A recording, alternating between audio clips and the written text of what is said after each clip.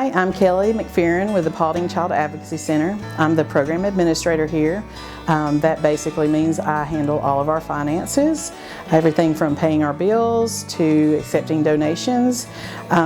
Most of my duties focus around grant management, everything from applications to monthly reporting. I also get the opportunity to work directly with families from time to time when our fabulous family advocate, Lala Barre, is not here to do that, which I'm a poor substitute, but I try. I enjoy doing that. It's a little different from just pushing paper and handling numbers.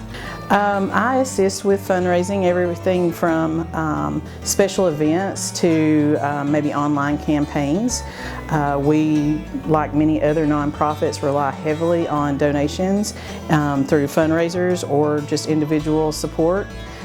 We do have a big fundraiser coming up that we are starting to plan for, but not only the planning and coordination, we participate in the fundraisers, the special events, and we want folks to have a good time and enjoy it, but raise the money that we need to fill in the gaps that our various grants can't necessarily cover. Donations often come in through someone just hearing about us and deciding that they want to donate to us, and we love that.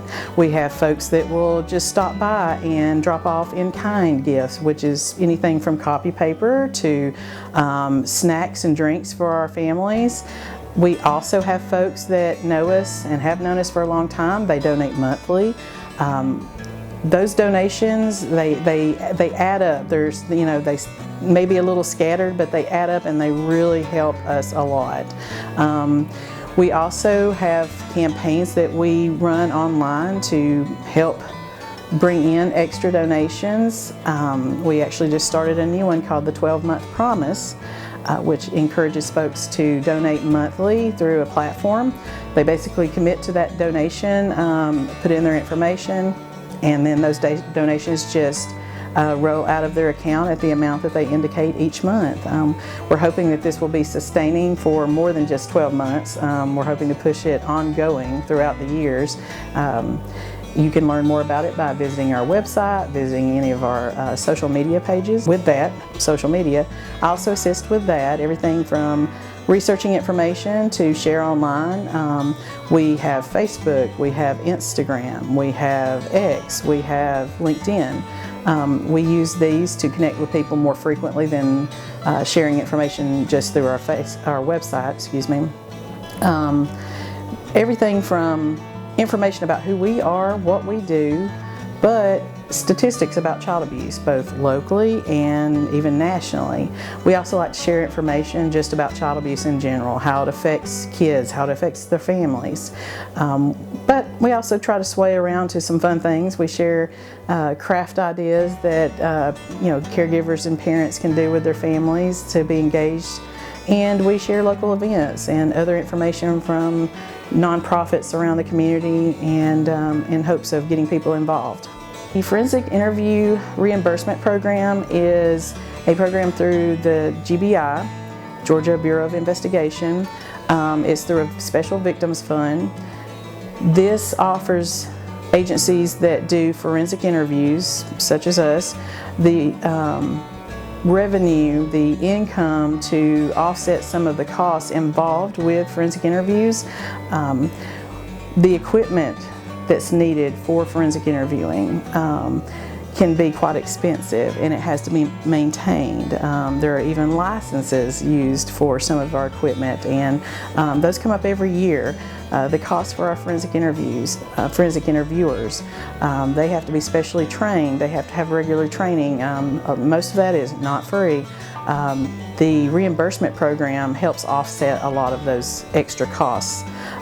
They're just something that we understand that is in the background, but most folks don't until you learn about it from us. But that helps a lot. Our operating budget is just over $380,000 right now. That essentially is our costs to operate. The majority of our costs are salaries and taxes related, employment taxes. Understandably, we don't charge anybody for any of our services. Everything we do here is free for our families. It's free for our partner agencies. They're not investing in us in any way. We have to have specially trained staff. That costs money to have the kind of folks that we need here to provide these services. Everything from our director, our forensic interviewers, our therapists, our family advocate, and myself, of course. We try to keep our costs as low as possible everywhere else. The very building that we're in was donated years ago, so thankfully we don't have the cost of rent or a mortgage, but we still have monthly expenses that we can't get around. We have commercial insurance that we have to cover so that we're protected. There are just a lot of the little expenses that come up each month that we have to tend to. Some of it is a requirement of our standards of operation required by our accrediting agencies. Again, we do everything we can to keep our costs as low as possible, but the majority of our expenses is our payroll expenses. Here at Paulding CAC, we value every bit of money that comes here to help us provide the services for the children and families. That is our ultimate goal, is to ensure that they get the services and support that they need.